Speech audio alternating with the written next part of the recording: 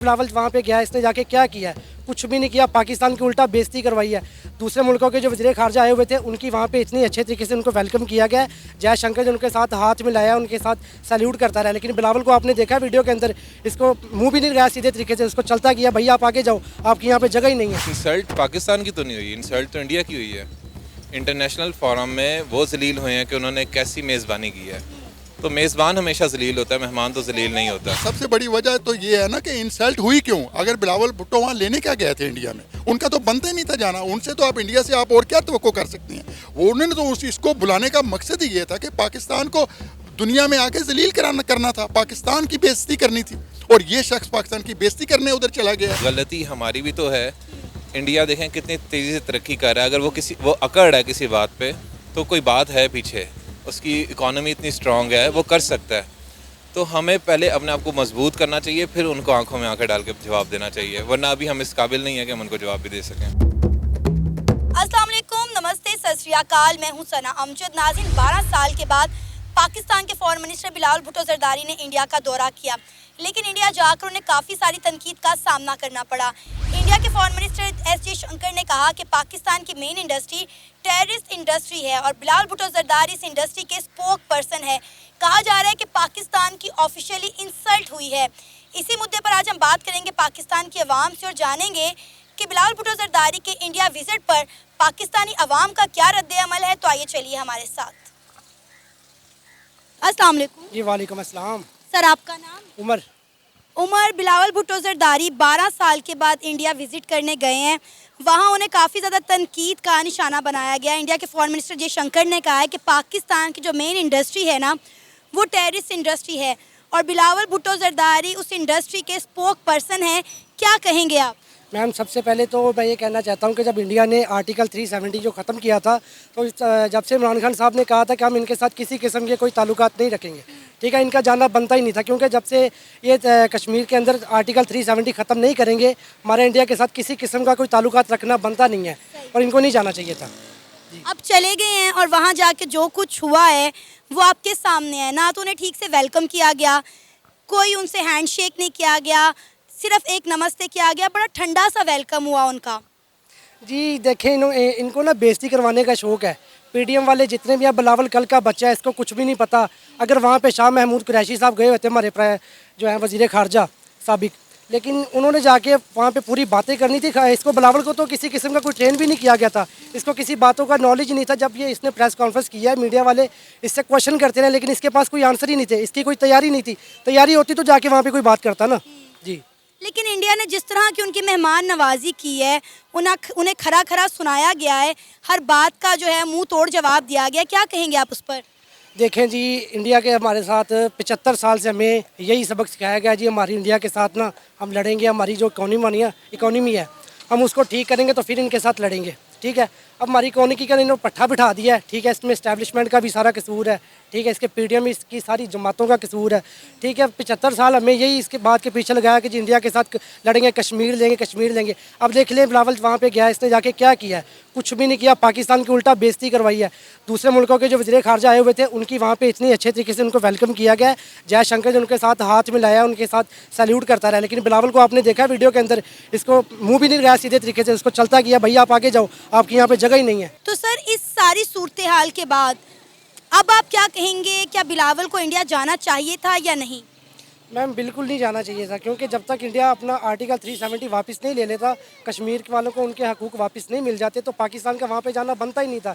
इमरान खान साहब ने उनके साथ कता ताल्लुक़ किए हुए थे और वो सही थे। वो होते तो आज पाकिस्तान की इतनी बेइज्जती नहीं होती। इसमें सारा कसूर पीडीएम का है, एस्टेब्लिशमेंट का है, सारे चोरों का कसूर है। लेकिन सर, हमें तो यही उम्मीद थी ना कि अगर 12 साल के बाद दो मुल्क आपस में मिलेंगे, इनके ऑफिशियल्स आपस में बैठ के बातचीत करेंगे, तो डेफिनेटली मामला जो है वो बेहतरी की तरफ जाएंगे। मैम, वो तो आपको बुलाना ही नहीं चाह रहे थे, ये तो खुद गए हैं, जानबूझ के गए हैं, वो इनको नहीं बुलाना चाह रहे थे। इनको अब देखें वहाँ पे जाके बिलावल की इतनी बेइज्जती हुई है, ठीक है। उसका जो वज़ीर ख़ारजा, उसने बिलावल से मुलाकात करने से इनकार कर दिया है, लेकिन पाकिस्तानी मीडिया देख लो, वो इनको ऐसे छलांगे मार के दिखा रहा है कि जी बिलावल ने जाके वहाँ पे कश्मीर फ़तह कर लिया है, कश्मीर वापस ले लिया। क्या किया इन्होंने? जाके उल्टा पाकिस्तान की बेइज्जती करवाई है। बेइज्जती करवा के ये वापस आ जाएंगे, इससे बेहतर था डूब के मर जाते ही ना। ये सर, हम जब भी किसी इंटरनेशनल फर्म पर जाते हैं, हमें यही कुछ भुगतना पड़ता है। ये इंडिया में जाकर ऐसा नहीं हुआ। देखें, इसमें पाकिस्तान को सोचना चाहिए। इमरान खान साहब होते तो फिर तो ये सारी सिचुएशन नहीं होती, हमें इस तरह के हालात का सामना करना ही नहीं पड़ता। अब उसको जो है रजीम चेंज करके इन्होंने उसकी गवर्नमेंट को गिरा दिया है। इंशाल्लाह दोबारा आएगा वो वापस, फिर इन सबके साथ निपटेगा। आपको नहीं लगता कि पूरी दुनिया पाकिस्तान को सीरियस ही नहीं लेती? पाकिस्तान जो कहता है, जो स्टेटमेंट देता है या जो बयानात देता है, उसको कुछ समझा ही नहीं जाता, उसकी कुछ वैल्यू ही नहीं होती।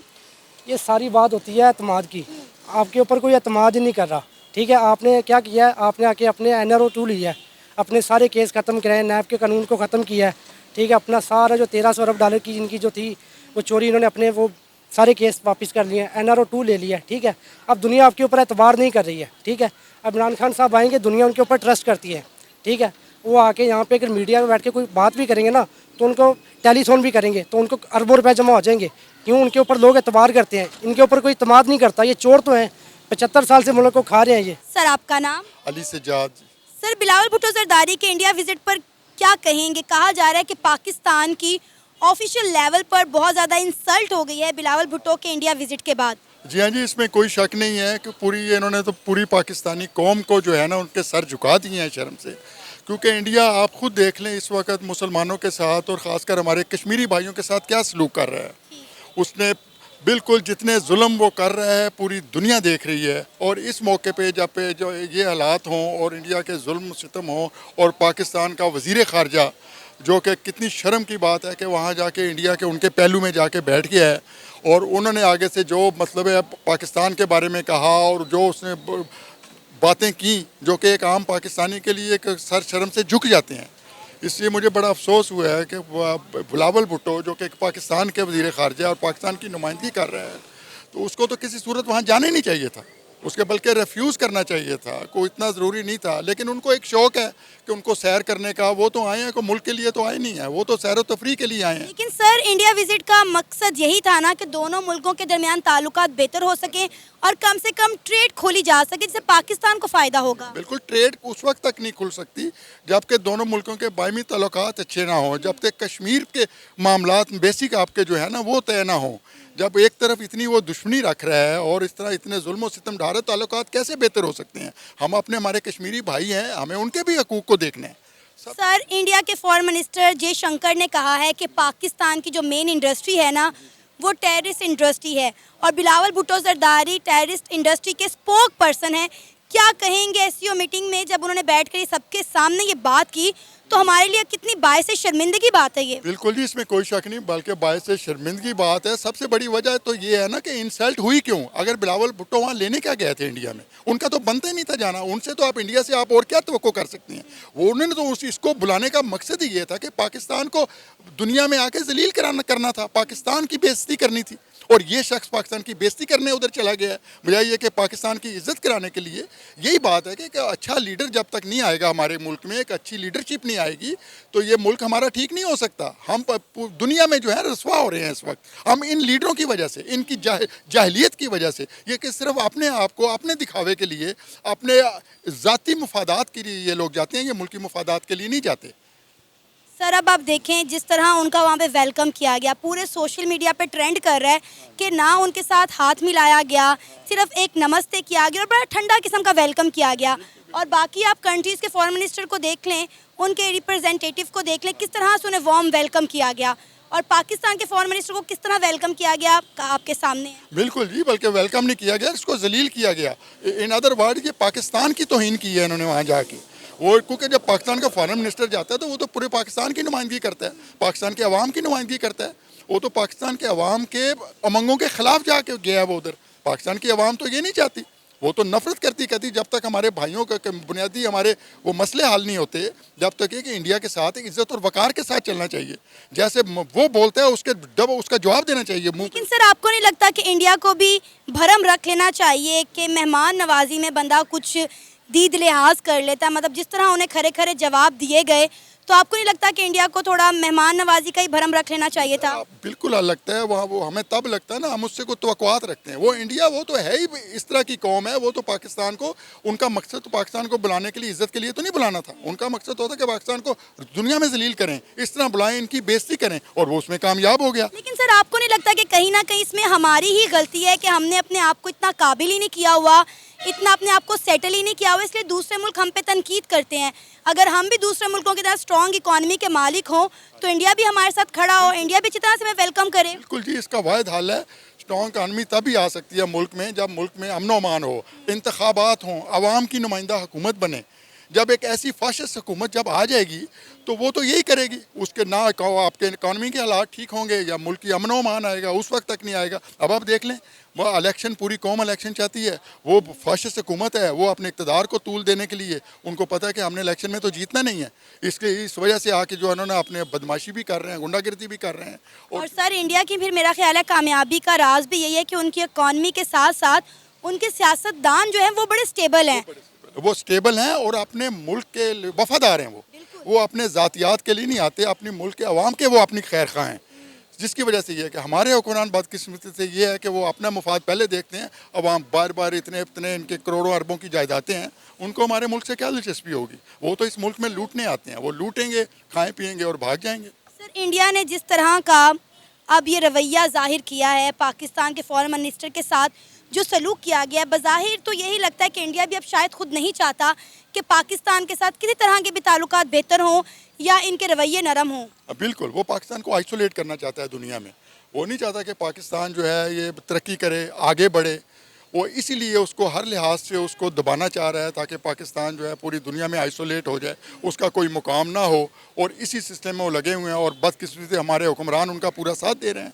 लेकिन सर पाकिस्तानी जो थे उनकी यही उम्मीद थी कि अगर हमारे फॉरेन मिनिस्टर इंडिया जाते हैं तो हो सकता है कि थोड़ी सी लचक पैदा हो दोनों के रवैयों में और ताल्लुकात बेहतरी की तरफ जाएं, लेकिन मामला तो उल्टे ही हो गए हैं। बिल्कुल उल्टे ही होने थे, क्योंकि जब एक वज़ीर ख़ारजा जिसकी अवाम में पजीराई नहीं है, अवाम उसको पसंद ही नहीं करती, इंडिया को भी पता है कि ये जो हुक्मरान है ये अवाम के तो नुमाइंदा ही नहीं है, तो उनकी क्या हैसियत होगी? इसीलिए वो कर रहे हैं, इनकी बेइज्जती कर रहे हैं, क्योंकि इनका अपना कोई पाकिस्तान के अंदर मुकाम नहीं है। अवाम इनको पसंद नहीं करती, अवाम इनसे नफरत करती है। अवाम चाहती है हमारा नुमाइंदा हुकूमत बने, फिर उसकी इज़्ज़त भी होगी, उसका वक़ार भी होगा, और इंडिया को भी कभी ज़रूरत नहीं होगी कि वो इस तरह की आके हमारी बेइज्जती करे। वो हमारी कमज़ोरियाँ हैं जिसका वो लोग फ़ायदा उठा रहे हैं। ये चीज़ हमें समझनी चाहिए कि एक अवामी हुकूमत जो है ना, अवाम की राय से हुकूमत बननी चाहिए। जब वो हुकूमत बनेगी, आप देखें आपका मुल्क कैसे तरक्की करता है। इंडिया क्या चीज़ है, हर मुल्क आपकी इज़्ज़त करेगा, हर मुल्क आपकी इज़्ज़त करेगा, क्योंकि आपकी एक नुमाइंदा हुकूमत। इस हुकूमत को वो समझते नहीं है, वो कहते हैं आज हैं कल नहीं है, अवाम की इनको पजीराई नहीं है, तो वो कैसे आपकी इज़्ज़त करेंगे? सर आपका नाम? शनावर।